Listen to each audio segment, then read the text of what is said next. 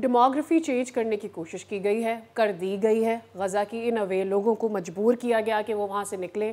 لوگوں نے ریزسٹ کیا، ان کو مارا گیا اور مار کر ان کو مجبور کیا گیا، لوگوں کے گھروں کو اٹیک کیا گیا. مائی پوائنٹ از، کل ہم نے دیکھا کہ قطر سے معافی بھی مانگ لی، پرسوں ہم نے دیکھا نیتن یاہو کی جانب سے.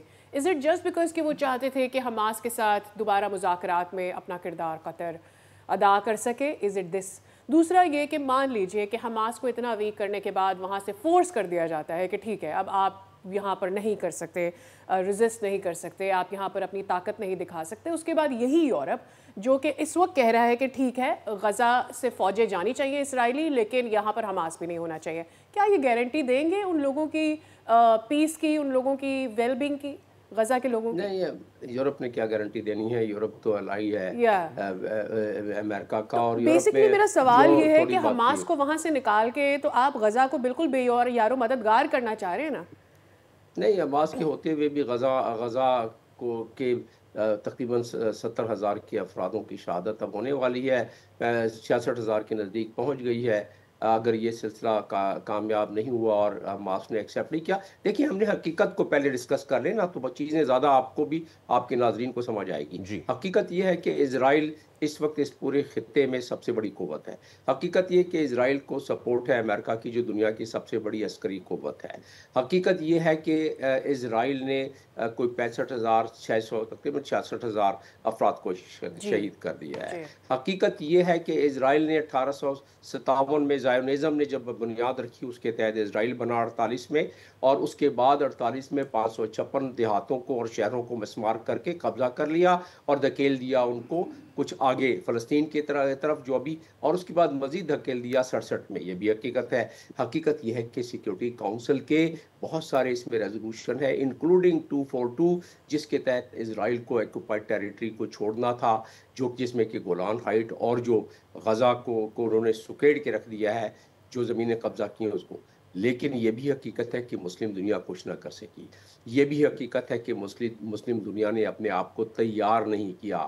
یہ بھی حقیقت ہے کہ OIC کے 4 ایمرجنسی سیشن ہوئے، ان کے سامنے غزہ میں قتل و غارت ہوتا رہا.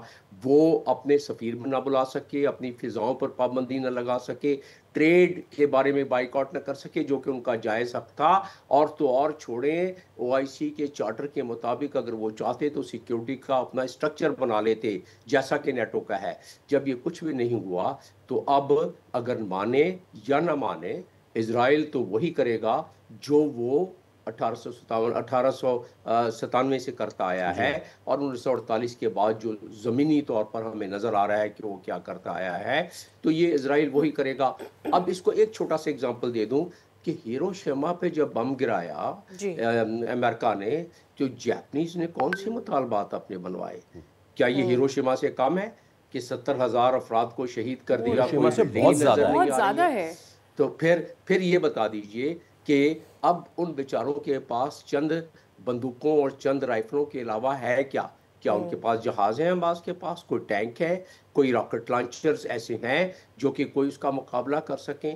کیا کہا ہے نیتن یاہو نے کہ یہ تمام بلڈنگوں کو مسمار کر دیں گے، تمام ٹنلز کو ختم کر دیں گے.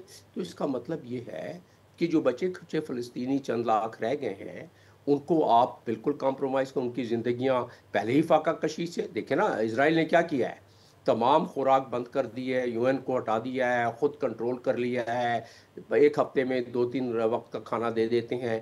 لوگوں کی پسلیاں نظر آ رہی ہیں، وہاں اسپتالوں میں بچوں کے پنجرے نظر آ رہے ہیں.